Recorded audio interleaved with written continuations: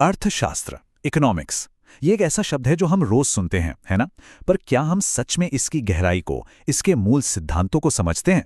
तो आज कुछ बहुत ही साफ सुथरे नोट्स की मदद से हम इसी मुश्किल से दिखने वाले विषय को बिल्कुल आसान भाषा में समझने की कोशिश करेंगे। तो हमारा ये सफर 5 हिस्सों में बटा होगा। सबसे पहले हम समझेंगे कि अर्थशास्त्र और अर्थव्यवस्था में आखिर फर्क क्या है। फिर हम इसके 2 अलग-अलग रूपों को देखेंगे। इसके बाद हम दुनिया में मौजूद अलग-अलग तरह की अर्थव्यवस्थाओं को जानेंगे और आखिर में एक अर्थव्यवस्था के अलग-अलग सेक्टर्स या हिस्सों की बात करेंगे। तो चलिए शुरू करते हैं। तो सबसे पहला और शायद सबसे जरूरी सवाल, अर्थशास्त्र और अर्थव्यवस्था। एक है थियरी और दूसरा है प्रैक्टिकल। चलिए इस फर्क को ठीक से समझ लेते हैं ताकि आगे की पूरी बात आसानी से समझ आ सके। हम सब अपनी बातचीत में इकोनॉमिक्स और इकोनॉमी, इन दोनों शब्दों का इस्तेमाल करते हैं। कई बार तो एक की जगह दूसरे का भी कर लेते हैं। पर क्या ये दोनों सच में एक ही चीज हैं या इनके बीच कोई बड़ा अंतर है? चलिए इस उलझन को सुलझाते हैं। तो देखिए, अर्थशास्त्र यानी इकोनॉमिक्स को एक तरह से एक रूल बुक समझिए। ये एक सब्जेक्ट है, एक विषय जिसमें पैसे और बाजार को चलाने के सारे नियम, सारे सिद्धांत दिए गए हैं। और एडम स्मिथ, जिन्हें फादर ऑफ इकोनॉमिक्स भी कहा जाता है, उन्होंने ही इस रूल बुक को लिखने की शुरुआत की थी। तो मतलब ये हुआ कि अर्थशास्त्र सिर्फ सिद्धांत है, सिर्फ कागज पर लिखा हुआ ज्ञान। तो फिर अर्थव्यवस्था क्या है? बहुत आसान है। जब हम उसी रूल बुक यानी अर्थशास्त्र के सिद्धांतों को असल दुनिया में किसी जगह पर, जैसे कि भारत में लागू करते हैं, तो वो बन जाती है अर्थव्यवस्था यानी इकोनॉमी।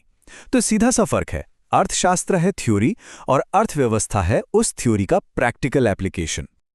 ठीक है, तो अब हम ये तो समझ गए कि अर्थशास्त्र एक रूल बुक है, पर इस रूल बुक को पढ़ने के भी 2 अलग-अलग तरीके हैं।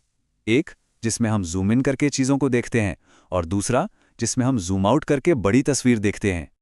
पहला तरीका है सूक्ष्म अर्थशास्त्र या माइक्रो इकोनॉमिक्स। ये एक जूम इन लेंस की तरह है। ये किसी एक व्यक्ति, एक घर या एक कंपनी के फैसलों को देखता है। मतलब यहां हम आय, मांग और कीमत जैसी छोटी-छोटी चीजों पर फोकस करते हैं। और दूसरा तरीका है समष्टि अर्थशास्त्र यानी मैक्रो इकोनॉमिक्स। ये जूम आउट लेंस है जो पूरे देश की अर्थव्यवस्था को एक साथ देखता है। यहां हम राष्ट्रीय आय, देश का बजट और महंगाई जैसे बड़े मुद्दों पर बात करते हैं। तो हमने देख लिया कि अर्थव्यवस्था सिद्धांतों का प्रैक्टिकल रूप है। पर सवाल ये है कि इस खेल को कंट्रोल कौन करता है? नियम कौन बना रहा है? सरकार या फिर बाजार? बस इसी सवाल का जवाब हमें अलग-अलग तरह की अर्थव्यवस्थाओं तक ले जाता है। पहली है पूंजीवादी अर्थव्यवस्था, जिसे हम बाजार अर्थव्यवस्था भी कहते हैं। यहां समझिए कि ड्राइविंग सीट पर प्राइवेट कंपनियां और आम लोग बैठे हैं। उनका एक ही मकसद है मुनाफा कमाना। और किसी भी चीज की कीमत बाजार में उसकी मांग के हिसाब से तय होती है, सरकार तय नहीं करती। अमेरिका, कनाडा इसके सबसे अच्छे उदाहरण हैं। अब इसकी ठीक उलट है समाजवादी अर्थव्यवस्था। यहां ड्राइविंग सीट पर सरकार बैठी है और उसका मकसद मुनाफा कमाना नहीं बल्कि लोगों की भलाई करना है। तो जाहिर है चीजों की कीमत भी सरकार ही तय करती है। रूस इसका एक जाना माना उदाहरण है। और इन दोनों के बीच में आती है मिश्रित अर्थव्यवस्था। जैसा कि नाम से ही जाहिर है, ये दोनों का मिक्सचर है। यहां सरकार और प्राइवेट कंपनियां दोनों मिलकर गाड़ी चलाते हैं और भारत इसका सबसे बड़ा उदाहरण है। यहां आपको सरकारी अस्पताल भी मिलेंगे और प्राइवेट भी, सरकारी स्कूल भी और प्राइवेट भी। अच्छा, अब किसी अर्थव्यवस्था को सिर्फ इस आधार पर नहीं देखा जा सकता कि उसे चला कौन रहा है। हमें यह भी देखना होगा कि क्या उस देश के दरवाजे बाकी दुनिया के लिए खुले हैं और वो विकास की दौड़ में आखिर है कहां। ये बंटवारा तो बहुत ही सीधा है। खुली अर्थव्यवस्था वो होती है जो दूसरे देशों के साथ व्यापार करती है, मतलब सामान खरीदती भी है और बेचती भी है। आज दुनिया के ज्यादातर देश ऐसे ही हैं। वहीं बंद अर्थव्यवस्था अपने दरवाजे बंद रखती है और बाहरी दुनिया से कोई लेना देना नहीं रखती। अब आते हैं विकास की दौड़ पर। देखिए, विकसित देश वो हैं जो इस दौड़ में काफी आगे हैं। वहां इंडस्ट्रीज बहुत मजबूत है और लोगों की आमदनी भी ज्यादा है, जैसे अमेरिका या जर्मनी। और विकासशील देश वो हैं जो अभी भी इस दौड़ में तेजी से भाग रहे हैं और आगे बढ़ने की कोशिश कर रहे हैं। यहाँ उद्योग अभी भी बढ़ रहे हैं और लोगों की औसत आय कम है, जैसे भारत और बांग्लादेश। चलिए, अब हम अपने सफर के आखिरी और सबसे मजेदार पड़ाव पर पहुंच गए हैं।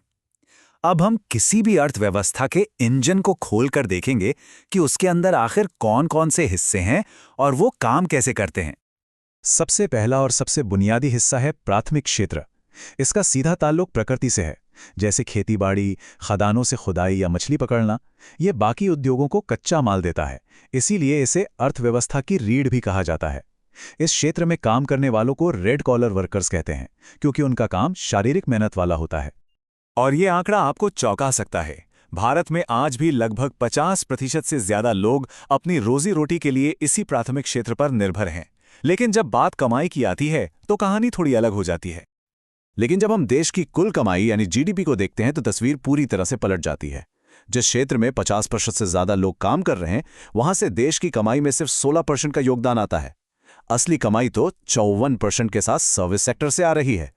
यही एक विकासशील अर्थव्यवस्था की सबसे बड़ी पहेली होती है, जहां रोजगार और कमाई के बीच एक बहुत बड़ा गैप होता है। दूसरा हिस्सा है द्वितीय क्षेत्र। ये हमारे फैक्ट्रियों और इंडस्ट्रीज का क्षेत्र है। ये प्राथमिक क्षेत्र से कच्चा माल लेता है, जैसे कपास, और उसे एक तैयार चीज में बदल देता है, जैसे कपड़ा। यहाँ फैक्ट्रियों में काम करने वाले मेहनती लोगों को ब्लू कॉलर वर्कर्स कहा जाता है। तीसरा और आज के दौर का सबसे बड़ा हीरो है तृतीय क्षेत्र, यानी हमारा सर्विस सेक्टर। ये कोई सामान नहीं बनाता बल्कि सेवाएं देता है, जैसे बैंकिंग, ट्रांसपोर्ट, स्कूल, होटल। ये एक तरह से पहले दोनों क्षेत्रों को सपोर्ट सिस्टम देता है। यहाँ काम करने वालों को व्हाइट कॉलर यानी ऑफिस जॉब्स या पिंक कॉलर यानी सेवा से जुड़े कामों वाले वर्कर्स कहा जाता है। पर रुकिए, कहानी यहाँ खत्म नहीं होती। जैसे जैसे दुनिया एडवांस हो रही है, दो नए और बहुत ही स्पेशल सेक्टर्स भी सामने आ रहे हैं, जैसा कि हम इन नोट्स में देख सकते हैं। चतुर्थ क्षेत्र है नॉलेज का क्षेत्र, मतलब जहां दिमाग का काम ज्यादा है, जैसे आईटी, रिसर्च और डेवलपमेंट। और पिरामिड में सबसे ऊपर है पंचम क्षेत्र। ये वो जगह है जहां सबसे बड़े फैसले लिए जाते हैं, जैसे सरकार के बड़े अधिकारी या बड़ी बड़ी कंपनियों के सीईओ। ये वो लोग हैं जो पूरी अर्थव्यवस्था को दिशा दिखाते हैं, और इसीलिए इन्हें गोल्ड कॉलर प्रोफेशनल्स कहते हैं। तो हमारी पूरी बातचीत का निचोड़ इस एक लाइन में छिपा है जो सब कुछ साफ कर देती है।